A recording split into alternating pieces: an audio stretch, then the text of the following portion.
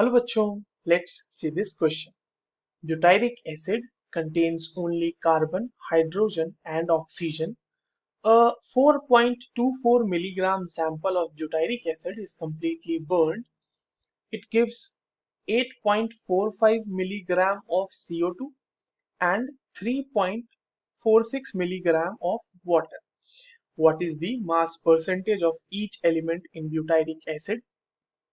B कह रहा है पार्ट क्वेश्चन का if the elemental composition in the butyric acid is 54.2% carbon 9.2% hydrogen 36.6% oxygen determine the empirical formula option और C part कह रहा है that molecular mass of butyric acid is 88 what will be its molecular formula.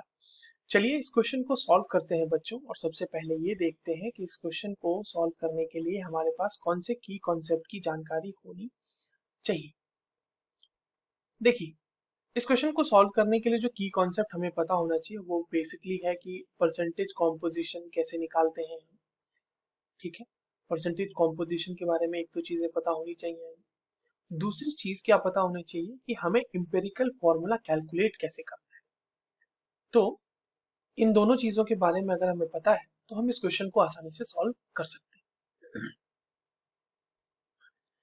सबसे पहले ए part solve करते हैं हम अपने क्वेश्चन का। देखिए जो ए पार्ट में कहा रहा है कि ब्यूटायरिक एसिड है हमारे पास, ठीक है, तो ये हो गया हमारा ब्यूटायरिक एसिड। ब्यूटायरिक एसिड को कंप्लीटली बर्न किया गया, ऑक्सीजन के प्रेजेंस में बर्न किया गया होगा, ऑब्वियसली बात। वहां से मिल रहा है हमें CO2 और हमें मिल रहा है वाटर। एक बात समझने की यहाँ पर ये है कि CO2 में जो भी कार्बन ऑब्टेन हुआ होगा वो ब्यूटायरिक एसिड से ऑब्टेन हुआ होगा और CO2 में जो भी H2O में जो भी हाइड्रोजन ऑब्टेन हुआ होगा वो हमें ब्यूटायरिक एसिड से ही ऑब्टेन हुआ होगा। तो अगर कितना कार्बन हमें मिला है वो हम पता कर लें तो हम ब्यूटायरिक एसिड में कार्बन उतना ही होगा वो भी सीधा सीधा पता कर सकते हैं, राइट। चलिए तो CO2 को सबसे पहले देखते हैं। देखिए अगर हम 44 ग्राम यानी कि अगर हम मोलर मास की बात करें कार्बन डाइऑक्साइड की तो 44 ग्राम होता है। तो अगर हम 44 ग्राम CO2 लेते हैं तो उसमें 12 ग्राम कार्बन मौजूद होता है। तो हमारे पास CO2 देखिए क्वेश्चन में कितना दिया हुआ है 8.45 मिलीग्राम। तो 8.45 मिलीग्राम CO2 अगर मिला है तो उसमें कितना कार्बन होगा तो वो हमें आसानी से निकाल सकते हैं। 12 डिवाइडेड बाय 44 इंटू 8.45 मिलीग्राम में आएगा ये आंसर, मिलीग्राम कार्बन। ये बच्चों कितना हो जाएगा, ये आ जाएगा 2 पॉइंट,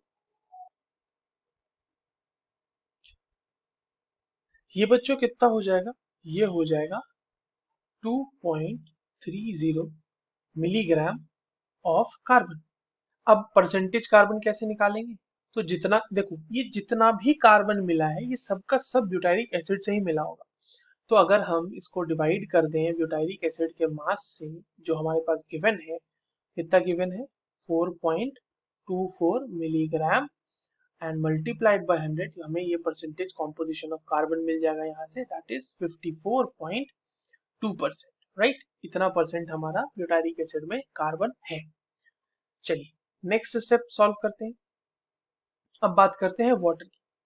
सेम चीज, जितना भी हाइड्रोजन मिला होगा वो कहाँ से मिला होगा हमें, वो सबका सब हमें मिला होगा ब्यूटायरिक एसिड से। तो अगर हम 18 ग्राम ऑफ वाटर लें, 18 ग्राम ऑफ H2O लें, तो वहां पे कितने ग्राम हाइड्रोजन होगा, 2 ग्राम हाइड्रोजन मिलेगा। तो हमारे पास गिवन कितना है वाटर का मास जो ऑब्टेन हुआ है वो है 3.46 मिलीग्राम। तो 3.46 मिलीग्राम H2O में कितना ग्राम हाइड्रोजन होगा, तो वो तो आसान है निकालना, 2/18 इंटू 3.46 मिलीग्राम हाइड्रोजन। और ये वैल्यू कितनी आ जाएगी बच्चों, ये आ जाएगी 0.384 मिलीग्राम हाइड्रोजन। अब देखिए हमारे पास इतना मिलीग्राम मिल गया ना, अब हम यहाँ पर से परसेंटेज हाइड्रोजन निकालेंगे। सिंपल कैसे, 0.384 डिवाइडेड बाय जो हमारे पास ब्यूटायरिक एसिड का मास गिवन है 4.24 into 100 and this will be giving us the percentage composition of hydrogen which is 9.05%।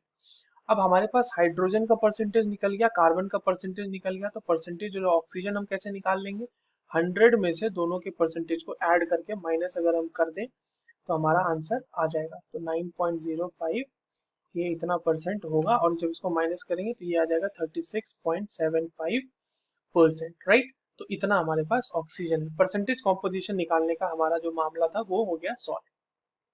Next step पे चलते हैं, बी पार्ट सॉल्व करते हैं क्वेश्चन। वहां कह रहा जा रहा इंपेरिकल फॉर्मूला, तो चलिए इंपेरिकल फॉर्मूला निकालते हैं।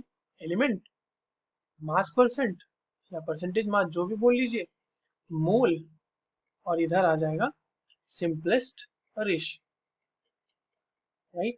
यहाँ पे हमें सिंपलेस्ट रेशियो ही तो निकालना होता है इंपेरिकल फॉर्मूला में। देखिए एलिमेंट कार्बन है, मास अब हमारे पास क्वेश्चन में दिया हुआ है 54.2%, तो 54.2 डिवाइडेड बाय 12 कितना मोल आ जाएगा, ये 4.51। बात करें अगर हम हाइड्रोजन की, तो हाइड्रोजन कितना दिया हुआ है 9.2%, तो 9.2 डिवाइडेड बाय 1 ये आ जाएगा कितना 9.2।